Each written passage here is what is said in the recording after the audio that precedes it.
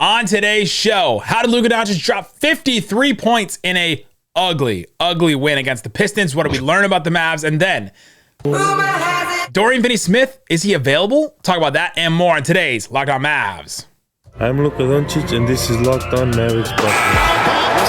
Mavericks, NBA champions. Bang! It's good, and the Mavericks have won the game. If you don't believe, you shouldn't be here. Loyalty never fades away. And welcome. You are locked on to the Dallas Mavericks. My name is Nick Angstadt, media member and NBA channel manager for the Locked On Podcast Network.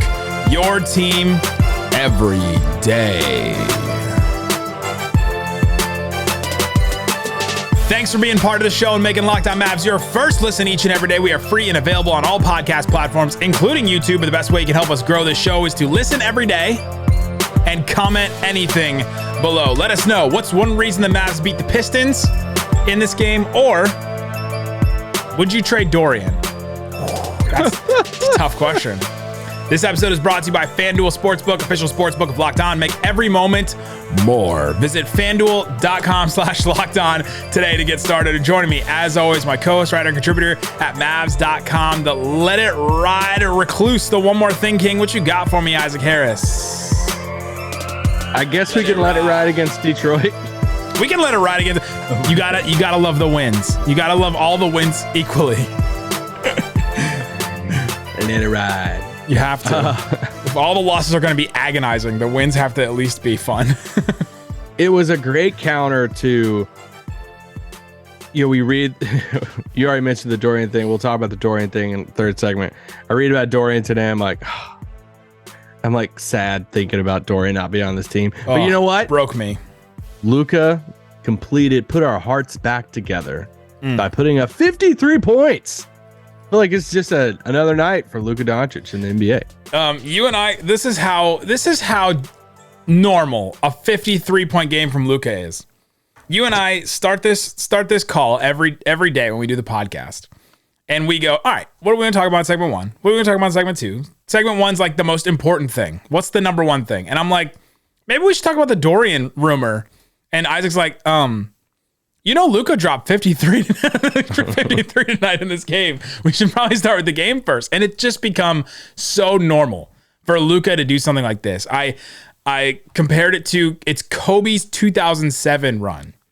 You remember 2007 Kobe with Chris Mim and Kwame Brown and Smush Parker and okay, we're not that bad. No. I'm just putting the context together. I'm putting the context together. Kobe was playing with that team. And he scored 50 or more in like 7 straight games. It was just this crazy run where he just put the team on his back and was just like, no one's going to stop me for 2 straight weeks. And it feels like what Luka does in a more stretched out version this season. It was just absolutely an efficient game for Luka. 17 of 24 from the field. He missed 6 threes, which means that he didn't miss a ton of twos either. 14 of 18 from the free throw line. Missed 4 of those, but still. You score 53 points on 24 shots. That's an incredible game. Who's better? JaVale McGee, Chris Mims. Right now, like right I think now. Like 50-year-old Chris Mim may get some minutes. No, Chris Mim was starting on that Lakers team, by the way. They were starting Chris Mim. Think about how far the NBA has come. 2007. So like everyone listening is probably alive then. Right? Chris Mim and Kwame Brown were starting together. Neither of them could shoot. Neither of them were like that great defensively. And they were both starting together in a front court. And a team that almost made the playoffs. Like absolutely wild. Hey, shout out to all the people though who reached out a few weeks ago and were like, hey, I'm in high school and I would be graduated college if we traded for Brad Beal with that contract. We told people to reach out and they did reach out. And they did. I was laughing at the beginning of this game because, Luka comes out, he puts up 27 points he puts up 27 points in the first half. He puts up 24 points in the first quarter. And I was laughing about it because, when he got hurt a couple games ago, twisted the ankle and he put up 0 points, but he only played 2 minutes, but it counted as obviously a Luka game that hurt his points per game. And, Joel Embiid took over the scoring title. He comes out of this game. I'm like, this dude is saying, I am not gonna fall down this list. I'm gonna go out tonight and try to make up for that 0-point game. I joked that he's going for 60. He slacked tonight. He only got 53, but he helped the points per game average a little bit. Only 13 times in NBA history has somebody scored 50 or more points in 24 or less than 24 shots. Luka did it in 24 tonight. I mean, that is incredible. Adrian Dantley is one of those. He did it against the Mavericks.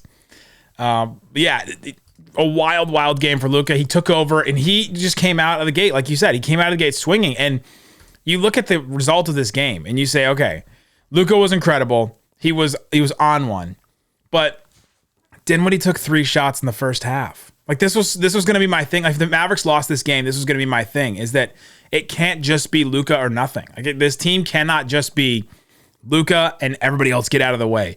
We saw something with those 2 games that Luka was out, with Dinwiddie getting going, 36 points in both games. You saw that like he can do stuff. He's got to get a rhythm. He's got to get a couple of shots here and there. And this has been the story of Luka from the parting shot from Donnie Nelson years ago. Remember that when he was like, he's got to learn how to get his teammates involved. Some of it was pettiness. Some of it is right. That there's a difference between, I think Luka, I'm going out here on this. I'm going out here on this take. You ready for this take? No. You're going to go here now? Yep. Now? On today's pod? On today's pod. I think Luka lets the game come to him too much.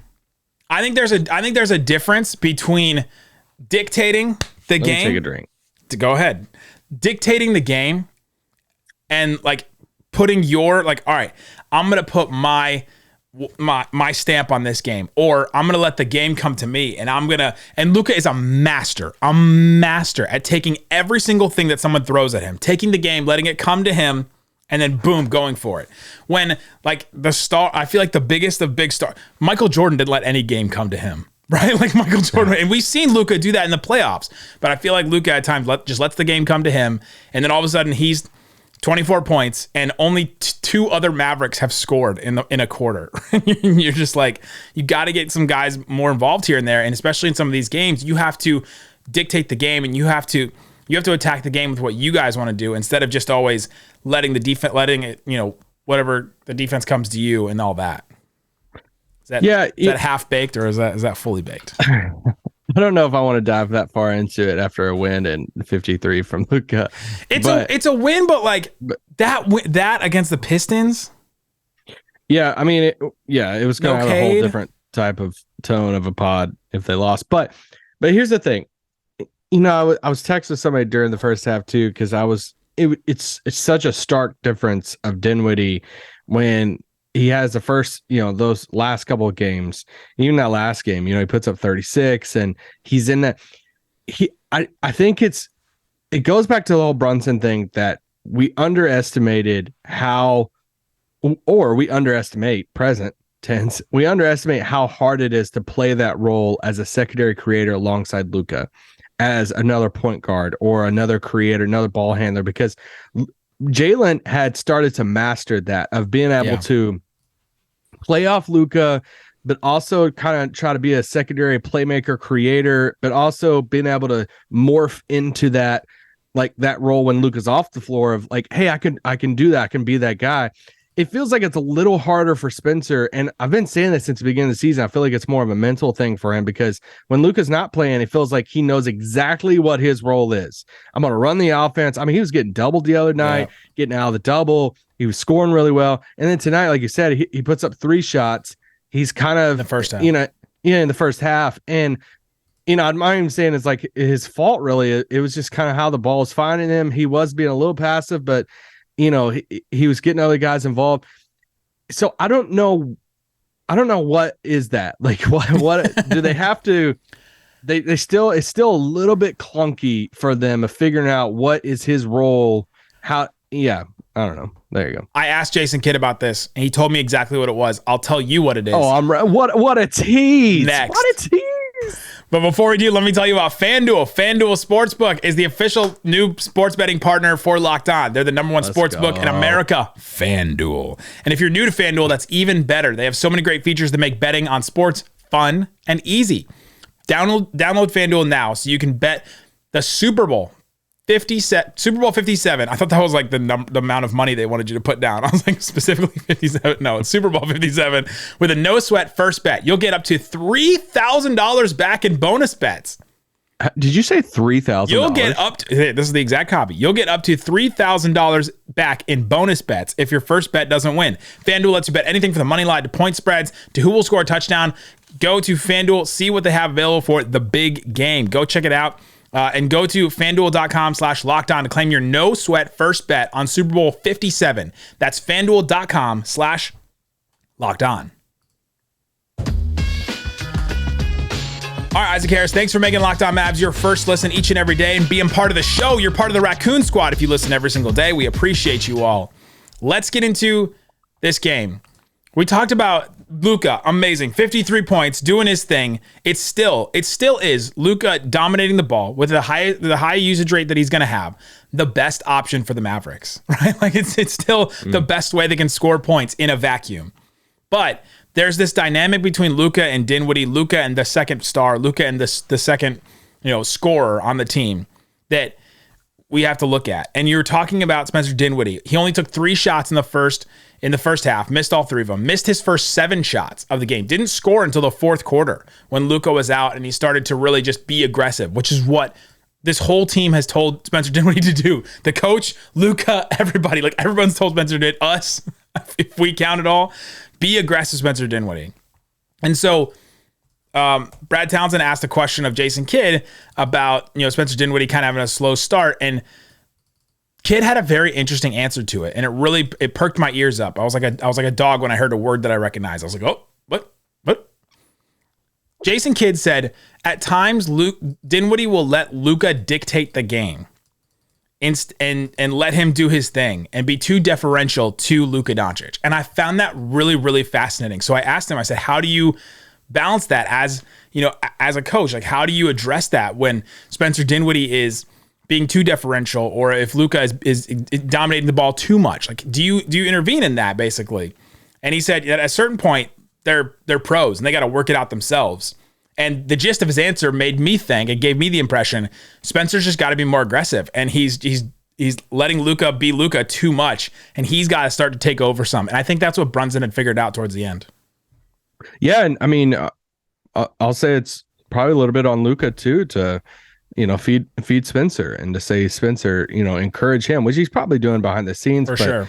But if he's not, that's the next role, next step for him too is, hey, Spencer, you be aggressive.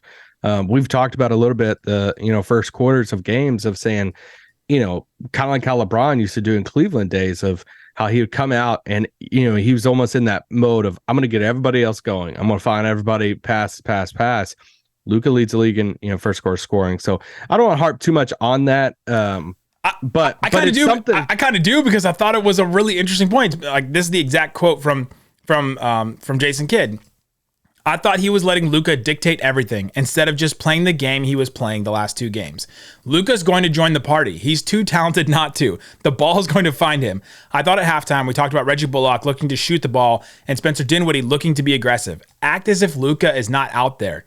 And I thought he started to do that there in the start of the third quarter. Even though he missed a couple of layups, it was just him being aggressive and the ball touching the paint, which helps everyone. Like, this is the head coach telling the things that we've been saying about Spencer Dinwiddie. Like, just be aggressive, pretend like Luka isn't out there, because you have to take command of the team sometime. Because this is one of the reasons why Luka has been not so great in fourth quarters, because he's just given all of it in the first 3 quarters. I think Luka's going to let you know if you act like he's not out there. I mean, not completely. What about metaphor? Assistant coach? It's a metaphor. What about assistant coach Jerome Allen for for Detroit? I mean, you want to chirp at Luka. I'm like, all right, here we go. That feels a little MJ-ish, and the fact that people can chirp at Luka and you already have that feeling of, all right, you're kind of poking at the bear a little bit. And at the end, what a classic. Isaiah Levers, who are you? Like, who are you? Luka looking at him. Oh, it's just incredible. Who is he? Chop Livers? Wow. I'll ding myself on that one. That was good. Luka, Tim McMahon asked Luka that question after the game. He's like, hey, what did the assistant coach for the Pistons say to you And he's like, oh, he was just barking. He was just, barking. It's just basketball. We talk back and forth. And then he said, do you like that? Like, do you like doing that? And I posted the GIF of Luka's reaction on Twitter at Nick Van Exit. He was just like, yes. He's just like big smile, eyebrows raised. Yes. Like, I do like that. I enjoy that. It did get Luka going. I love that some people think that that's like getting in Luka's head. I'm like, oh, well. You mean like Mo Wagner and Terrence Mann and a whole bunch of players across the league that think that too? Patrick Beverly, Toscano Anderson. How many players are there we can name? Shout out to Reggie though. Reggie hit 3 threes in this game, 3 of 5. He continues to shoot the ball well. It's crazy to look at his averages. Those first few months of the season, then December, then you look at January, and just keeps on increasing and getting better. So. Shout out to Reggie. I'd go to war with him. We got some JaVale McGee in this game. Dwight had some foul trouble. Four fouls for Dwight. Is this a single game thing? Are you taking anything from the JaVale McGee appearance tonight? When I saw JaVale start the second half, this is what I thought. I thought Kid looked at it and was like, all right, I think there might be some other people across the league watching this. Like the Pistons, maybe. He had some good minutes there at the end of the first. He's like, let's just ride this thing. Like, let's show if this is one of his nights. We need to have a showcase night. He did give him some good minutes. At halftime, I think he was the second leading scorer for Dallas. He was with 8 points, which doesn't say a ton because tonight Spencer Dinwiddie was the only other guy in double digits besides Luka Doncic. Spencer had 12. After that, it was a collection of 8 and 9 points from other people. So. And which is why I harped so much on the Dinwiddie-Luka combo, because Dinwiddie had been playing so well. Luka was an offense in and of himself, like literally himself.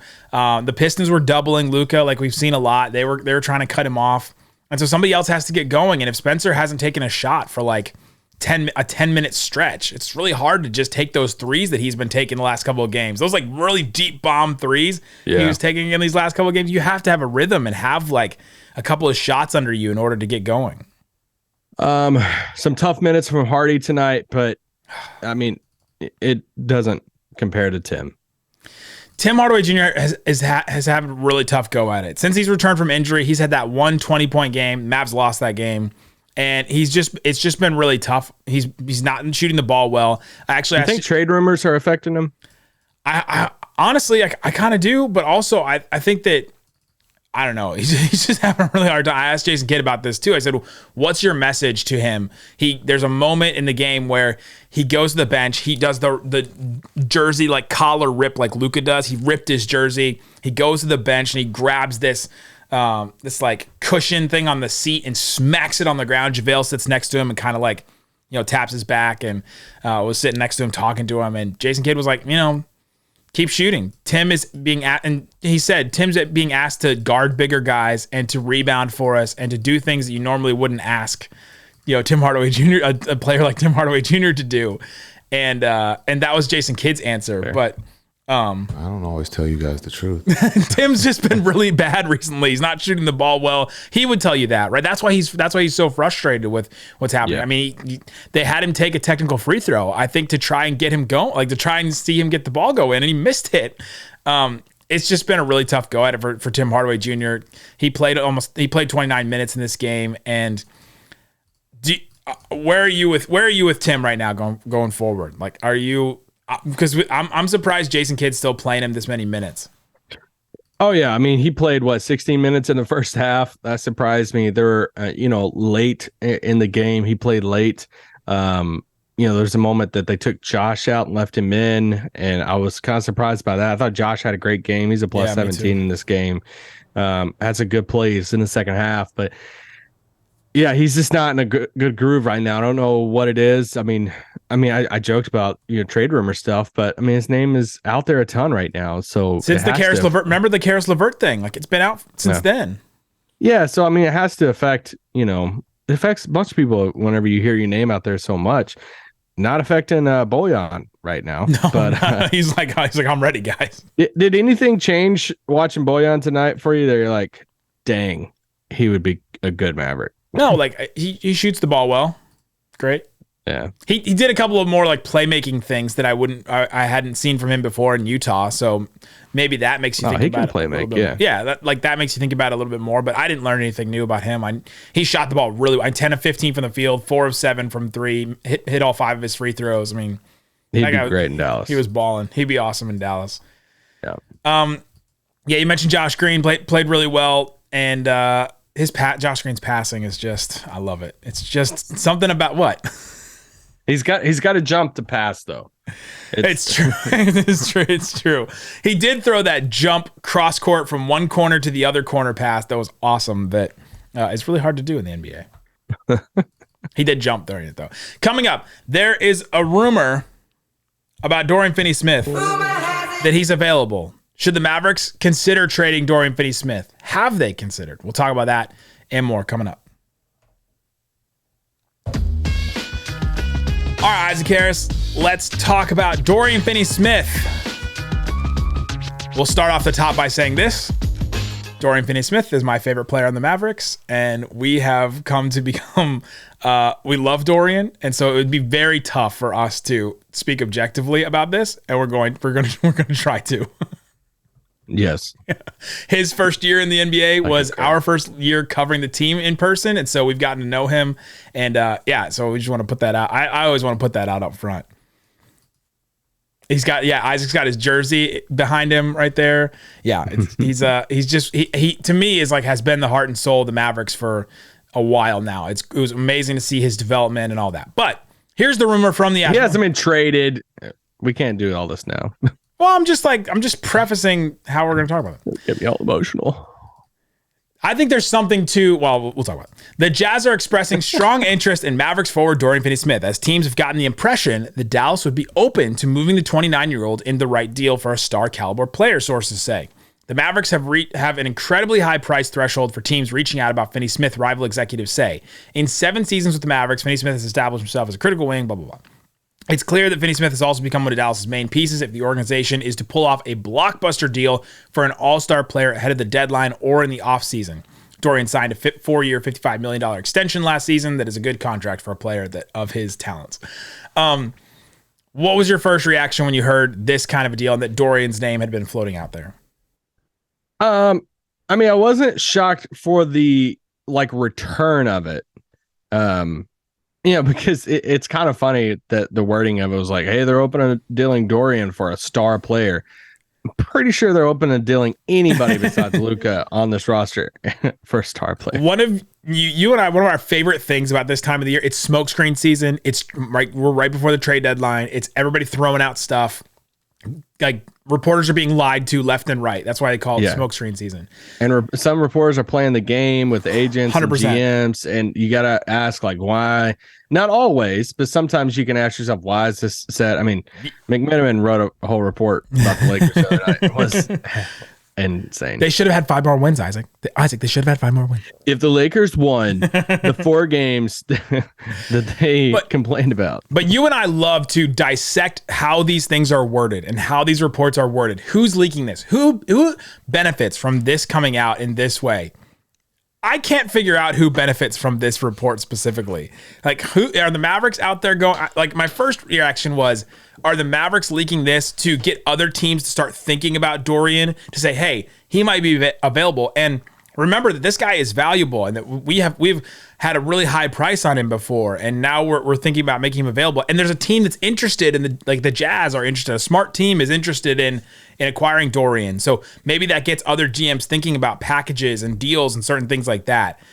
But I don't know. If I'm the Mavericks, do I really want to trade Dorian? Because he's just such a great glue guy and such a piece that you want if you're going to get Luka plus another guy that can dominate the ball and can score. You're going to want a guy like Dorian on the team. As soon as the Mavs make this deal for a second star or whatever, we're going to be dying for somebody like Dorian. Yeah, that's the thing. I mean, every really good team, wants a guy like Dorian, and especially at his cost, about $12 million a year. If he would have hit the open market, I mean, he would have got at least 15, probably above that, 15, 18, somewhere through there.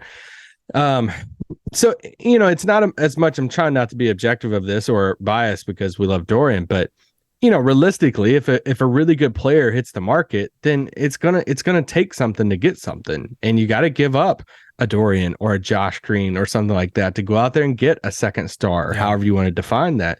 With the Utah thing specifically, I do believe that. I do believe that they're interested. I don't know if it's a matter of like who's leaking what in this scenario, of like who it benefits and all of that. It's a really confusing paragraph, like overall. I read Mike Scotto's piece in Hoops Hype early in the day, and he had mentioned the same thing about Dorian Finney-Smith and Utah and stuff, and he was talking about the package that Utah's shopping right now of Malik Beasley, Jared Vanderbilt, and looking across the league and saying, hey, what can we get for them? He talked about John Collins, talked about, one of those two. He said, those, both those guys for Dorian Finney-Smith. You'd have to add some pieces and stuff to that from Dallas side to make the money work, but you're laughing. Just because Vanderbilt Beasley is like, okay, we just did Dorian and Tim Hardaway Jr., but like in a different font. It's like what those two are to me. Yeah, so that's why I'm saying, like, I don't think here's what I don't think. I don't think that they're going to ship off Dorian for to shed money, or it would surprise me if it's just like a 1-for-1 type of deal. I could see it being like a bigger deal, right? Like if it's Utah, Dallas, and a third team in there, that Dallas is bringing back maybe one of those Utah pieces, but then like a really good player, or some of those Utah pieces go somewhere else. Dallas adds a little something to it, and they get back the better player from, a third team, something like that. But it would surprise me if Dorian's dealt. I think, we answered some questions not too long ago, like, hey, who's the Maverick that, you think is traded, the most likely to be traded? I still think it's Tim. I'm watching Tim Hardaway. I'm watching Christian Wood. Those are the two biggest names for Dallas right now leading up to the deadline. At the end of the day with this Dorian story in The Athletic and for Hoops Hype, I think Dallas is playing the game. I think Dallas is in some way trying to put Dorian's name out there. It's sort of like the there's an episode of, I don't know, there's an episode of many TV shows where something like this happens, where Severance. I don't think so. I don't think Adam Scott was doing this, but like when a hot girl or a hot person dates somebody that would be like a number below them, and then all of a sudden everybody else is like, oh, it's the Pete Davidson effect is what this is. It feels like, oh, the Jazz are interested in Dorian. Oh, like Ariana Grande is going out with Pete Davidson, and all of a sudden like Pete Davidson looks better, and then all of a sudden he starts getting more dates. The Mavs are playing this type of game. They're putting Dorian's name out there so that down the road, if they are in the summer going to put together this. We don't know that Dallas is putting their name out there. You think that they're putting his name out there. This is my guess. This is my read on this story. It could just be this is what's happening out there. Yeah. When Dallas puts together a package eventually, then Dorian will be seen as more of an asset than he had been in the past. I think Dallas is playing that type of game. That's my guess on this. Yeah, see, I think a little bit of the opposite, because I don't think it benefits a lot for Dallas to get his name out there. Just because Dorian is so beloved, Luka has, been on record saying, hey, I hope I play many years here with Dorian. He loves Dorian. So I don't know if it helps him a ton to get Dorian's name out there. But if it means bringing it back, I do think it's an interesting spot to be in as a fan, and just, everything around the Mavs, that we're seeing all these multiple reports about, Cleveland being interested in Tim. New York really wants Reggie Bullock. Utah wants Dorian Finney-Smith. We're seeing, different reports about different teams being interested in these role players. So I'll be curious of what happens. That's your takeaway from all this. Yes. I mean, when was the last time we've seen multiple reports being intrigued or going after Dallas role players? That's your takeaway. I'm interested to see what happens. Well, yeah, but I'm just saying it's surprising. We haven't really seen that before, and it should make you. I think it should make you feel better that these guys do have value. Like sometimes you look at them and be like, "Oh, this team is trash," and these players are trash. I'm like, that's not the case. Like these players can play. Some teams will look at it and say, this guy's Tim Hardaway just got to have a different change of scenery. They've been in Dallas in the system for too long and whatever. Like, stuff happens in the NBA. So much of it is fit. Like, Tim could go to the Lakers tomorrow and kill it in LA. Like, he would be a great fit in LA, I think, and just like knock down threes, be a flamethrower for him. And everybody's watching him on the biggest stage saying, he couldn't play with Luka? What? Why did they give like that would 100% happen.